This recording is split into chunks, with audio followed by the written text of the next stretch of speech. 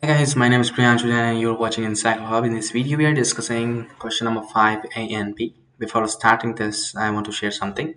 We provide all type of answers in PDF and handwritten assignments.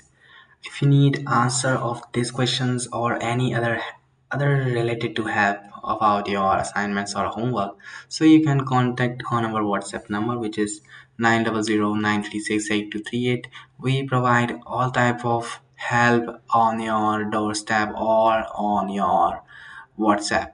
So thank you so much for watching, and now we are discussing the question number 5A.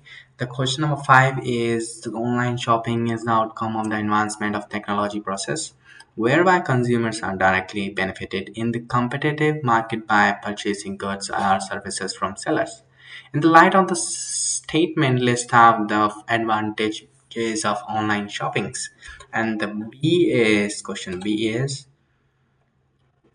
establishment of zamindari system by the British ruler was used as an instrument to exploit the resources of Indian economy for their own purposes. Elaborate this statement.